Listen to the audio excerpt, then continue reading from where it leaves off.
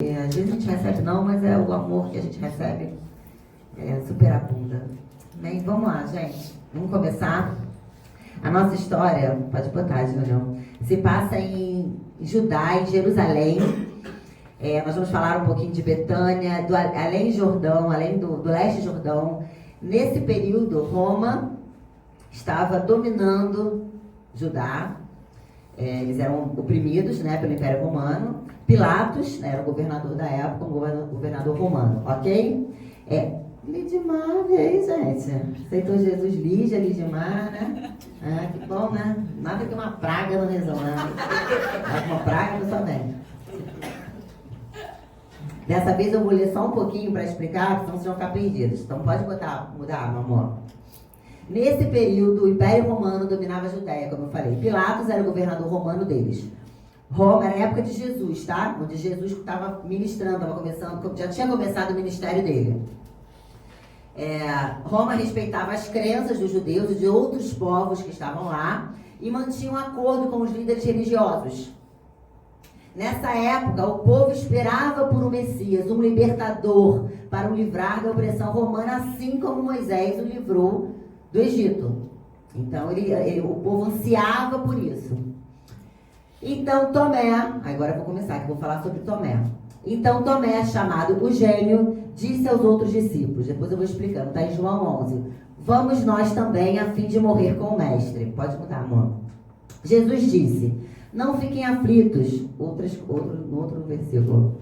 Creiam em Deus e creiam também em mim. Na casa do meu pai há muitos quartos, e eu vou preparar um lugar para vocês. Se não fosse assim, eu já lhes teria dito. E depois que eu for e preparar um lugar para vocês, voltarei e os levarei comigo para onde eu estiver, que vocês estejam também. E vocês conhecem o caminho para o lugar aonde eu vou. Então Tomé perguntou, Senhor, nós não sabemos aonde é que o Senhor vai.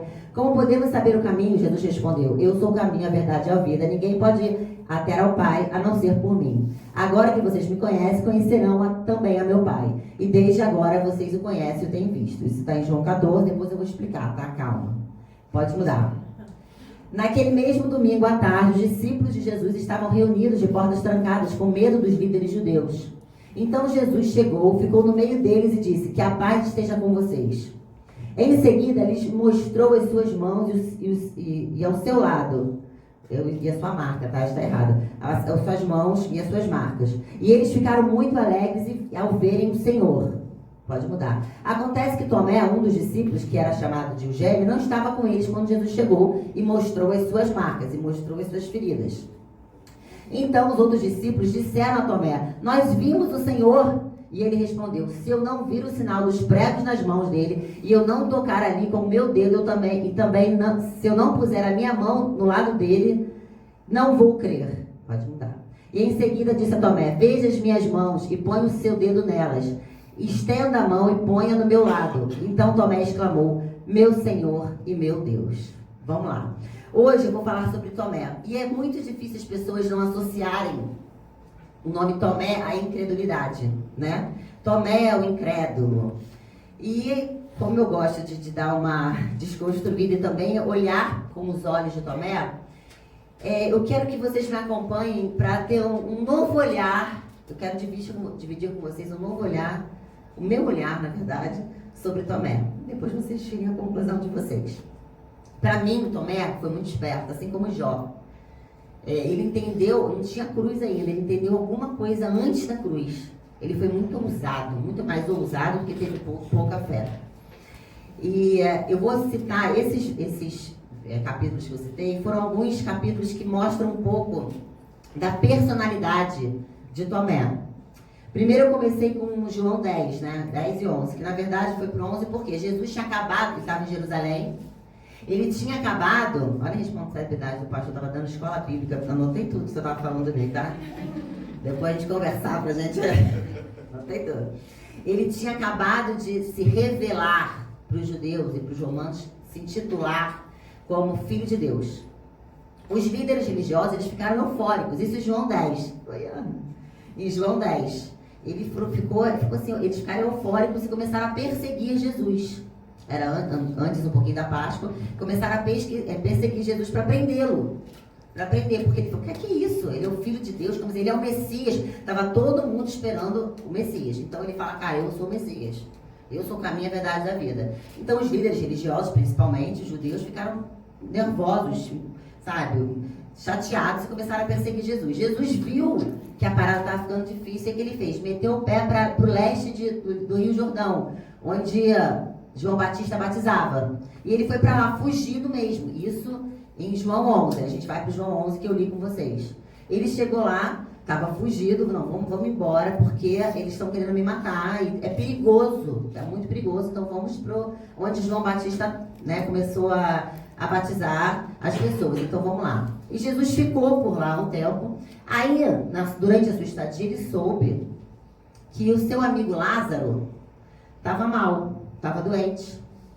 E ele ficou com o coração apertado, eu imagino ele com o coração apertado, e ele chegou para os discípulos e falou assim, ó, vamos voltar para Jerusalém. Mais perto lá, eles estavam em Jerusalém ainda, mas estavam mais para o leste. Vamos voltar para Jerusalém, lá pertinho de Betânia, porque Lázaro está muito mal. E eu preciso estar com ele. Só que quando Jesus falou isso, os discípulos ficaram apavorados, porque voltar para Jerusalém era ir ao encontro da morte. Eles tinham acabado de sair de lá.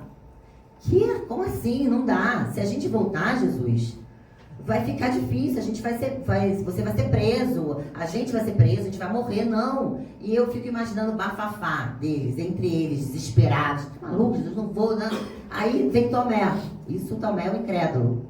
Ele chegou para a turma e falou assim, vamos com ele, vamos morrer com ele. Eu li antes, tá? Só para vocês fazerem o link. Vamos morrer com ele. Tomé foi o primeiro discípulo a tomar essa iniciativa. De falar, gente, olha aqui, tá uma bagunça aqui, eu sei, tá todo mundo com medo, mas a gente tem que saber da nossa responsabilidade de ser Jesus. Se a gente está aqui com ele, é para até o fim. Vamos com ele, cara, vamos voltar com ele. Ele foi o exemplo, o incrédulo, ele foi o exemplo. E depois disso, todos foram para Jerusalém e teve a cura, né, de Lázaro. Em seguida, em João 14, que eu li para vocês, o que estava acontecendo? Era a semana da Páscoa, o período da crucificação. Jesus já sabia o que ia rolar, que ele ia ser morto, né? O povo e os discípulos estavam esperando um novo reino, mas ele sabia que não ia rolar isso, ia ser uma coisa que eles não iam entender muito. O que ele pensou? Eu vou juntar os meus amigos e vou jantar com eles, ceiar e começar a explicar. E Jesus explicou, sentou e começou a explicar. E Jesus começou a falar do reino, começou a falar do que ia ser traído, que ia partir, começou a falar de caminho, começou a falar que eles iriam abandoná-lo. E Pedro, não está ali, mas a maioria sabe da história, Pedro foi logo se manifestando. O quê? Tá maluco? Não, vou contigo. Se o senhor morrer, eu vou morrer com o senhor. Né? Tá louco? E na sequência, Tomé também se manifestou, como eu li para vocês. Tomé se manifestou falando assim, que caminho? Eu não estou entendendo, Deus. Jesus, o que o senhor está falando? Que caminho é esse? Aonde você vai? Eu não estou entendendo. O incrédulo, né, o Tomé, esse amigo de Jesus, não teve problema nenhum de deixar claro a sua ignorância a respeito do assunto. Ele não quis falar, e são alguns pontos, sabe? Você sabe que eu gosto de ler tudo. Ele não quis falar assim, não, eu vou morrer contigo, Senhor. Eu vou morrer, Jesus. Não, Jesus, presta atenção, não estou entendendo nada. Que caminho é esse? Para onde? De novo, a gente vê um Tomé de sim e de não tendo problema nenhum em deixar claro a sua ignorância. Não estou entendendo nada que você está falando. Tá difícil para mim. E ele sabia quem ele era em Jesus, então ele não teve problema de ficar tato, ele não quis se mostrar muito espiritual, ele não quis também, não prometeu mundos e fundos, que ia morrer, que ia acontecer. Ele falou que estava no coração, Jesus, eu não estou entendendo nada que você está falando. Que caminho é esse? Vocês estão entendendo isso? Alguém já tinha lido essa parte? É muito bom, a gente tem que ler todo o contexto para a gente falar de uma história, né? Porque fica mais fácil. E tem vários, tá? Tem vários. Mas com apenas esses dois pontos, a gente começa a olhar, pelo menos, eu acho, a gente deve assim, fazer um esforço para olhar Tomé de uma outra maneira. Não Tomé o incrédulo, mas o Tomé que sabia quem ele era em Deus, um Tomé que tinha intimidade com Deus. E no meu olhar em relação ao Tomé, era um Tomé de sim, sim, de não, não. E que era totalmente verdadeiro com Deus. Então, depois dessas sequências, desses João 10, 11, 14, Jesus é crucificado e sepultado. E aí começa a nossa história que eu li também em João 20. Depois da morte de Jesus, os discípulos ficaram desesperados, né? Afinal, o plano salvífico deu errado. Roma destruiu o plano da salvação. Os líderes judeus e os romanos estavam certíssimos. Jesus não era o Messias. Então os discípulos ficaram muito mal, ficaram arrasados, ficaram decepcionados e apavorados, com medo da liderança judia e da romana, porque começou uma perseguição. Quem é que andava com o Messias? Quem andava com esse tal de Jesus, com esse tal do rei dos judeus? Vou prender. Tanto que Pedro negou, né? Porque você estava andando com ele. Então eles ficaram desesperados depois da crucificação e quando sepultaram Jesus, e eles começaram a se esconder. E começaram a fugir. E eles estavam, num certo dia, numa casa, trancafiados, desesperados, tristes, esperando o que ia acontecer. E a Maria não estava nessa casa e ela saiu para visitar Jesus, que é o João 20 que eu li. Tá dando para entender ou tá confuso? Porque às vezes eu tô entendendo, eu tô falando mais rápido que eu tô pensando. Tá dando para entender? Eles estavam lá amargurados, enfim, e Maria foi lá visitar Jesus no sepulcro, porque como era de costume, para levar especiarias. E ela foi lá. Quando ela chegou no sepulcro, a pedra estava removida, não tinha nada lá. Ela ficou desesperada. Que isso? Jesus não está aqui. Como assim? Aí os anjos apareceram para ela e o próprio Jesus apareceu para ela. E ela ficou em êxtase. Que isso? Jesus apareceu, Jesus está vivo, ressuscitou. Cara, eu vou falar para os meus amigos que eles estão no bad, né? Lá no esconderijo, cara, estão mal, angustiados. Achando, Jesus, presta atenção. Eles acharam que você perdeu a parada. Eu também tinha achado, porque eles estão lá fugindo. Eu preciso ir lá falar com eles. Aí depois que Maria viveu esse momento, ela foi lá contar para os amigos, né? Ela sabia onde estavam escondidos, fugindo dos líderes judeus, da liderança religiosa judia. Ele sabia, e ela chegou lá. Gente, olha aqui, ó. Jesus está vivo. Vocês não estão entendendo? Jesus está vivo, eu encontrei com eles. Antes falaram comigo, eu falei com ele. Aí os discípulos, vocês imaginem, estavam lá, arrasados, tristes. Eles viram Jesus morrendo. Aí chega uma mulher, que ainda fala demais, né? Histérica, louca. Cara, Jesus veio morrer, ressuscitou, como assim? E eles olharam assim, cara, tudo bem, vamos lá ver. Alguns foram lá no sepulcro, viram realmente que não tinha nada, mas pensaram assim, alguém pegou o corpo, né? Fez alguma coisa. Não é verdade, Maria. E mulher, como eu falei, fala demais. Aí voltaram e ficaram na mesma atmosfera de tristeza e de descrença. E os dias passaram. E numa tarde, quem aparece? Gente, Jesus é muito gostoso. Ele pensa em tudo, assim. Quem aparece? Eles falaram para ele que Jesus tinha ressuscitado, tá? Só que eles não acreditaram. Porque é difícil mesmo, né? Igual o Espírito Santo, grávida, Maria, do Espírito Santo, é uma coisa difícil, né? A pessoa teve que realmente ser muito evoluída. Então, eles estavam arrasados, não tinham acreditado no que Maria falou. E eles estavam lá tristes, agoniados. E de repente, quem aparece para o café da tarde? Jesus. Ele chegou, caraca, oi gente. Aí o próprio Jesus aparece e eu li para vocês e mostra as marcas deles. Estavam todos reunidos, menos Tomé.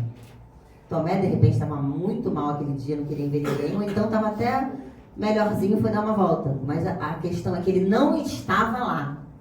Ele não estava naquele dia.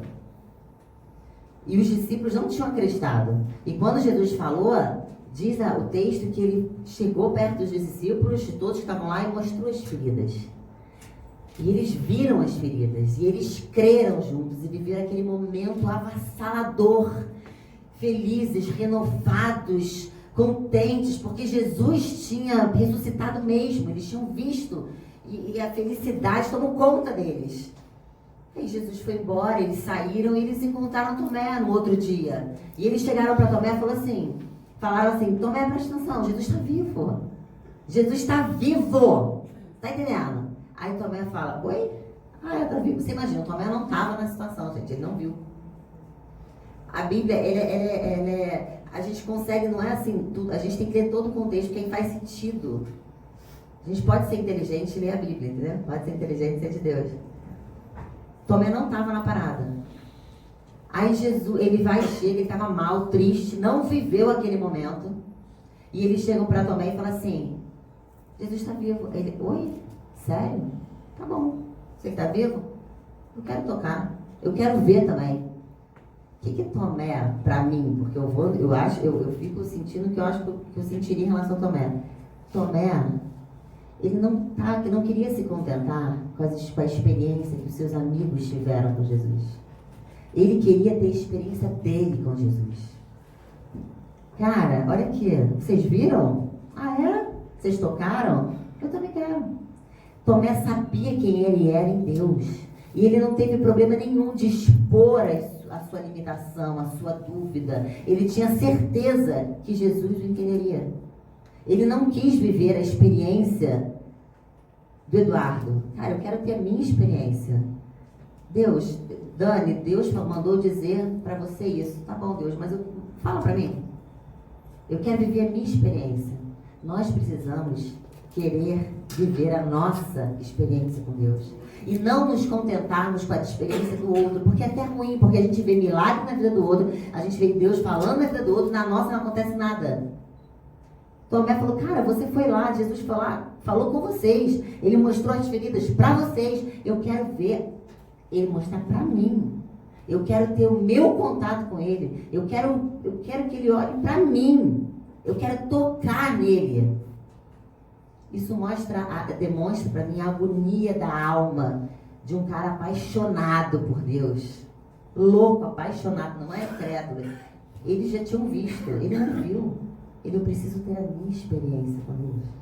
Eu preciso tocar. Se eu tocar, se eu viver esse momento, eu vou crer. Tipo ele gritando, eu preciso de um renovo. Eu preciso de um encontro. E várias vezes nós precisamos de um reencontro com Deus, porque as experiências que nós vivemos com Ele caducaram. E Tomé falou aquilo, abriu o seu coração. E o mais lindo foi que logo depois Jesus aparece para ele e fala, aqui ó, toca, pode tocar. Sou eu.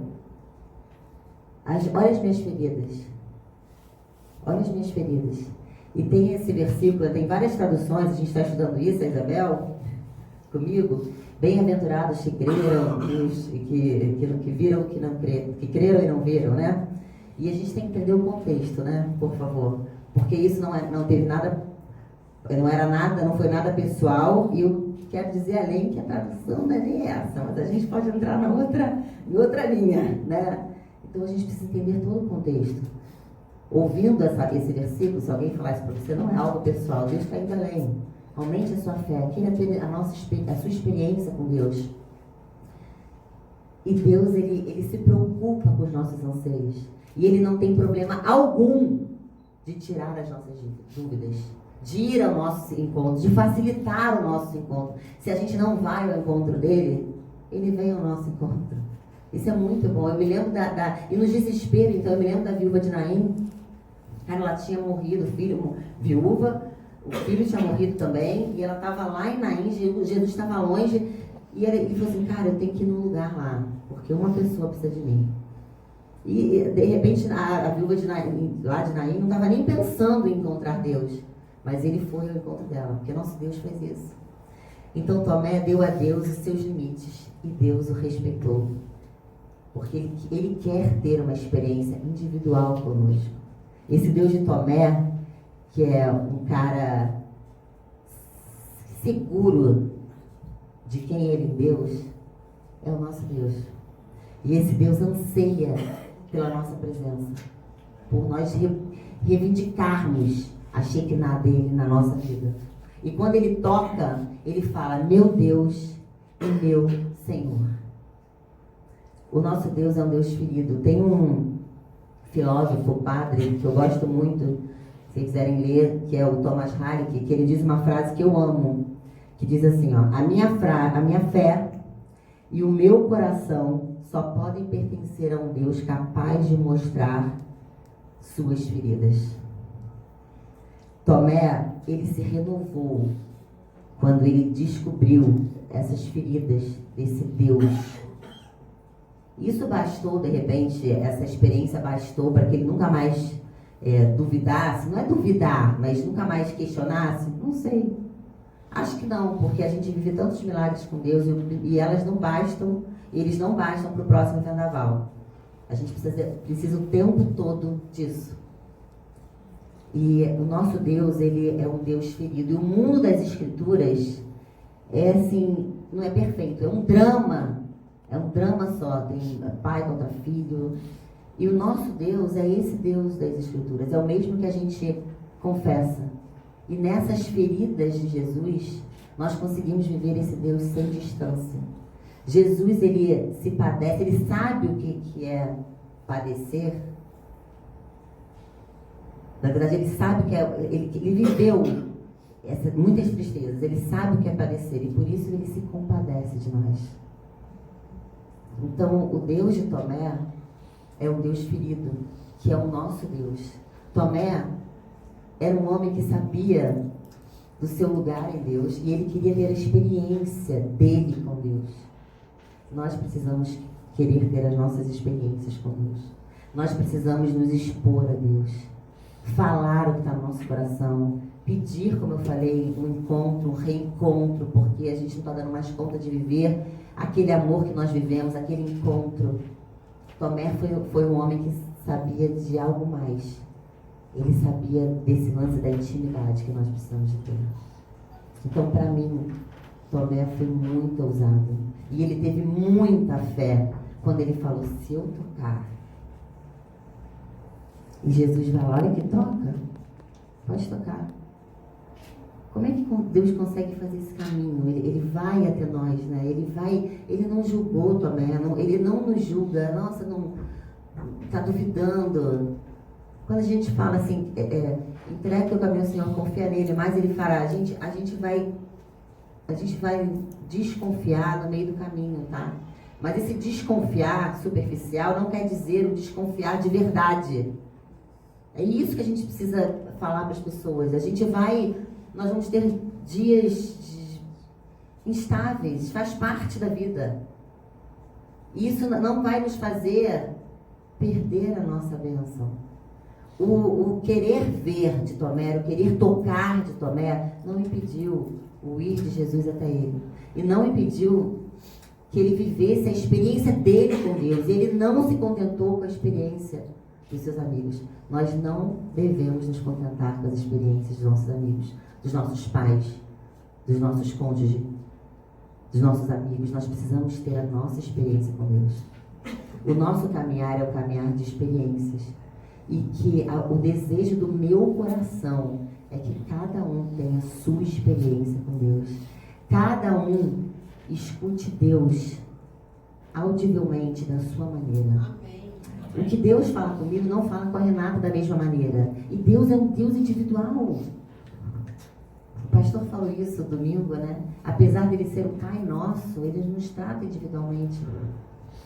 Tomé, toca, vem cá. Jacó, eu só vou te largar se você me abençoar. Vocês lembram dessa passagem?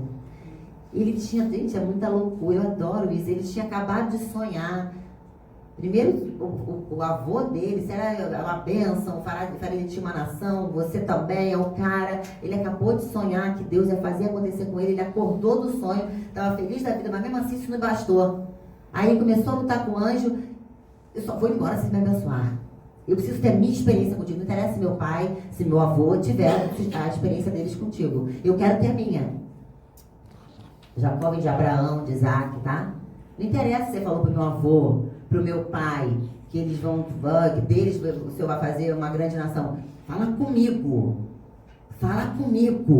Que você vai fazer tem uma aliança comigo. Eu quero ouvir a tua voz. É isso que nós precisamos de ver. Reivindique a voz de Deus na sua vida. Escute um outro falando que Deus falou, mas não abra mão da sua intimidade com Deus e da sua experiência com Deus.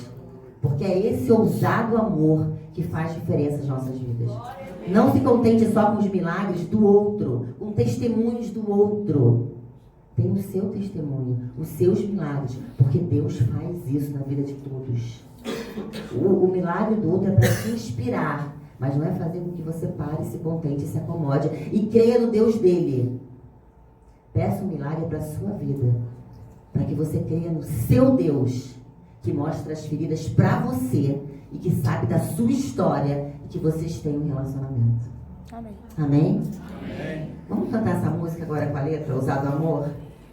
Que essa música é o que Tomé, ele deixou as 99 para o Ministério de Louvor, por favor, da Comunidade Evangélica Betel. Não tem culto de manhã lá, né? Fica a dica. Né, Eduardo, Tininha, Patrick, né? A gente fica feliz, né? Nós não temos problema. Vaidade é só de estética. Eu falei. Para status não tem problema. Não. Todo que a gente agrega. Vocês conseguiram entender, Tomé? Esse é o nosso papel. Esse é o nosso papel na vida. Como eu falei hoje de manhã, não é pregar e